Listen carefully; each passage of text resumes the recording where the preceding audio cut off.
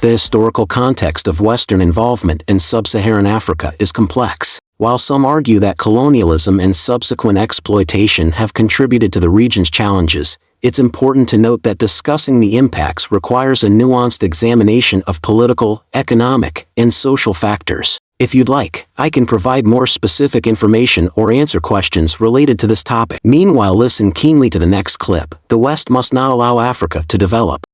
Sub-Saharan Africa has been fundamental to the global prosperity of the advanced countries, and Africa had a role to play. It has a role as a raw material producer.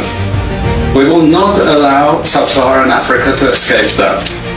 Okay, we do everything to keep Sub-Saharan Africa where it is, also impoverished. It's absolutely vital for the prosperity of everyone else. So let's get clear about that.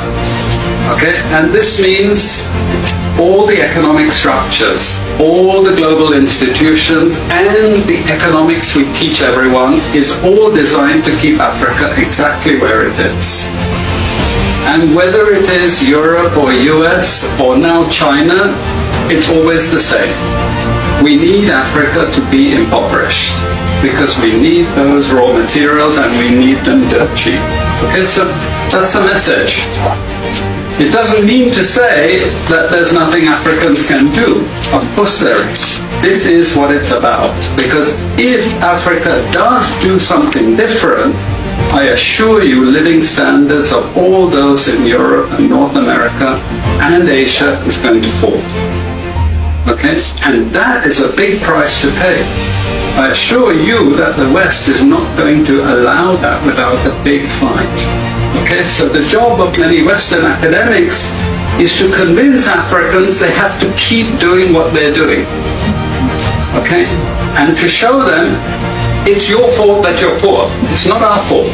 It's your fault that you're poor. You know. So this is what we do in academic institutions. We know the basic forces that have caused this underdevelopment. We know it's colonization. We cannot afford to allow Africa to industrialize and start producing manufactures. Okay, so we will do everything to stop that.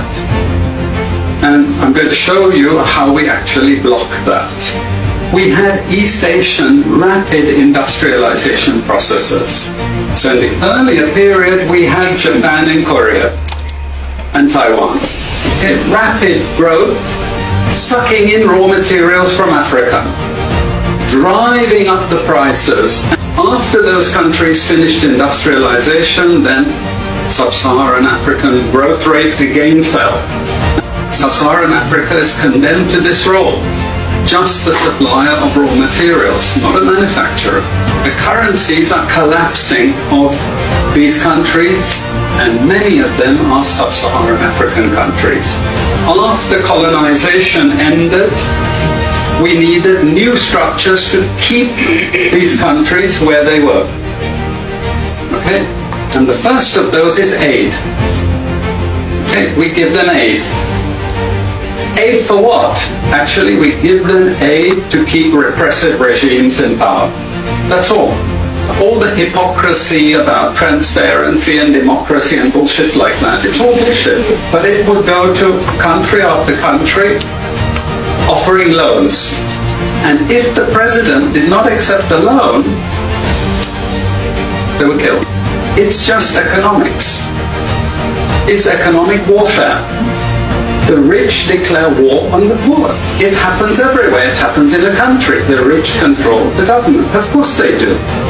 You really believe you have democracy? Come on. I mean, grow up. Who has all the subsidies and income support? US, Europe. The largest budgets in the world for supporting their farmers are Europe and US. You see, we're keeping them dependent. We're keeping them on a string. This next round of the WTO is designed to block that.